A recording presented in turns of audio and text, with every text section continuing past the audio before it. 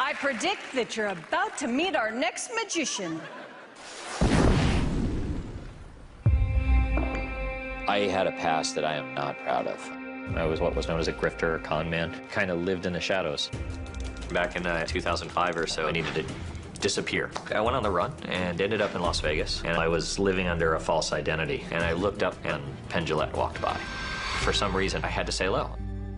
He was kind to me, and everything that he knew about me was a lie. Penn's kindness helped me realize I didn't like who I'd become. So I turned myself in. I spent 5 years of my life in prison practicing bizarre magic and spirit magic. Every aspect, from mentalism to cards to coins. I've been performing magic since I walked out of prison. Now here I am as my true self, trying to con Penn and Teller with magic. With 3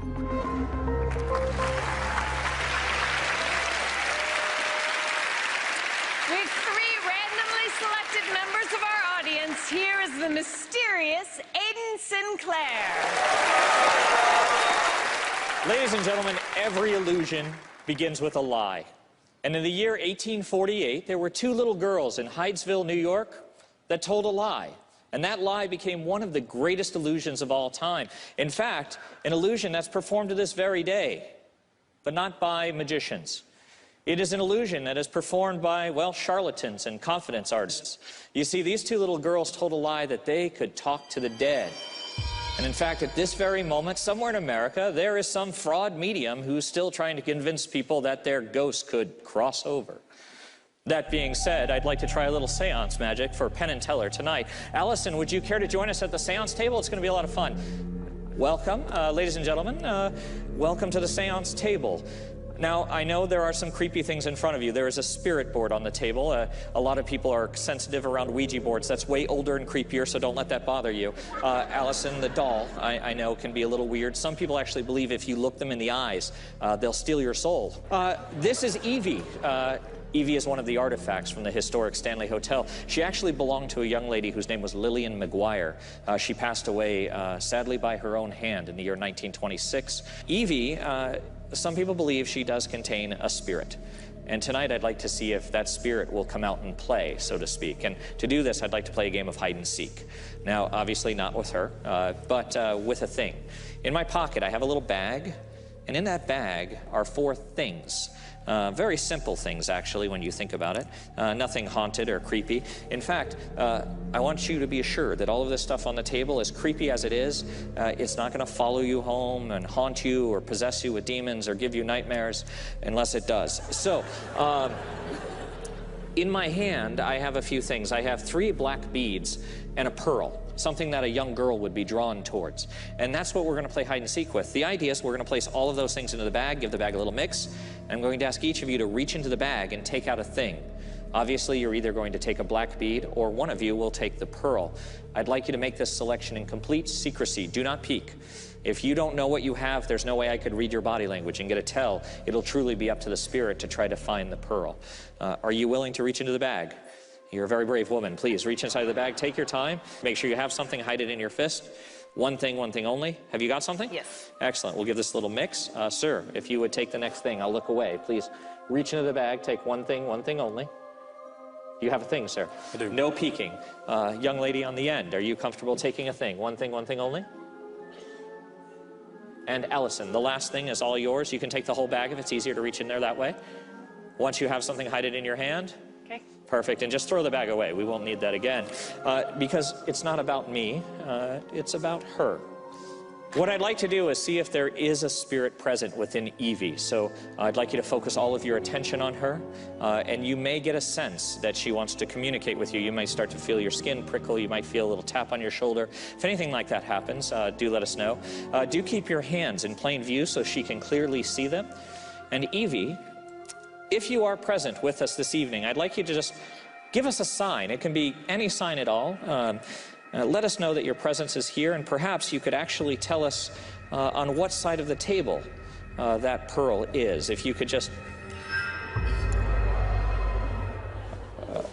so you guys are off the hook.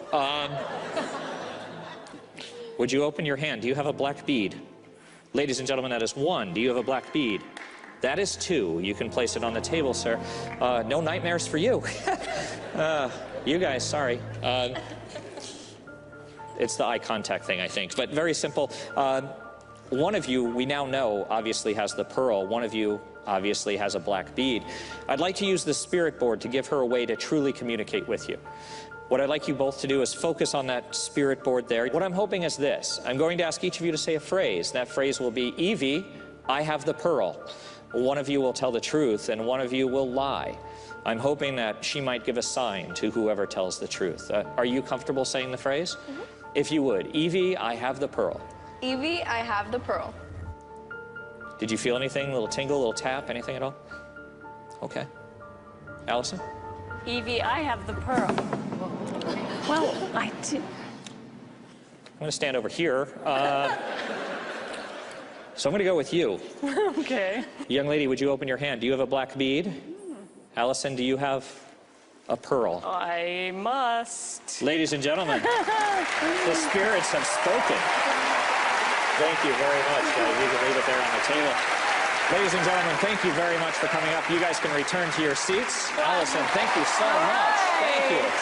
Aiden Sinclair and Evie.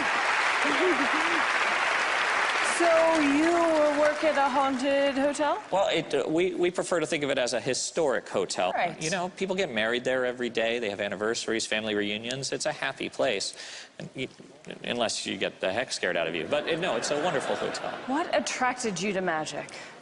Honestly, when I got in trouble, I knew a little bit. And when I went away, I studied. And I knew that because of my crimes were really kind of deception-based. And I think everybody has a gift. And unfortunately, mine was a gift of deception. That being said, there are positive ways to use it. And what's cool about it now is that I spend most of my time not performing, working with at-risk kids. Kids that are at that edge where they're just about to get in trouble. And if you can get one of those kids to stay in school, graduate, and do something, it's an amazing thing. Absolutely. So I'm very thankful. Well, and you're such an inspiration, showing them how you turned it around. You know, nobody wants to go to jail. Nobody wants to go to prison. And honestly, it's not fun. It sucks.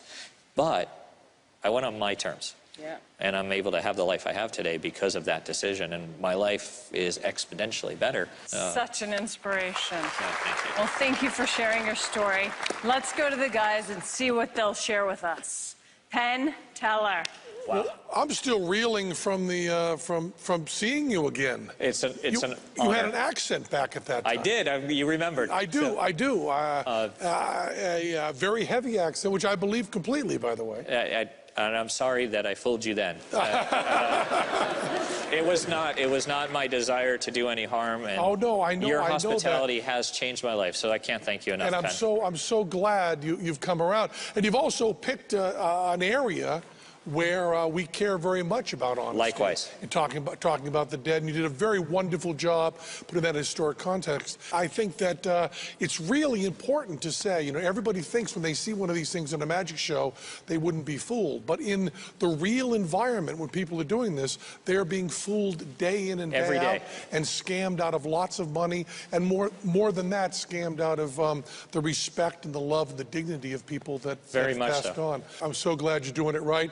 And also, you've done that by putting a frame around it, and we like the whole outfit. Thank you. We like the tie, we like the shirt, we like the jacket, we really like the rings. Thank you. We like the pants, the shoes. Everything gives that whole impression. Makes the whole trick work. It does. It really does. And even though we might have a slight idea, I don't think the audience had the remotest idea of how anything was working on any of this. I think you fooled almost everyone in the room. Unfortunately, we don't think you fooled the two people right here. So good to see you again. Likewise, Penn. Thank you very much. It's truly an honor. Thank you so much. Thank you. So good to see you again. Thank you. Thank you so much for everything. You helped. This is because of you. Thank you. Thank you, guys. All right. Thank you, Aiden Sinclair. Enjoying our show? Well, we aren't finished with you yet. More outstanding illusions on the way.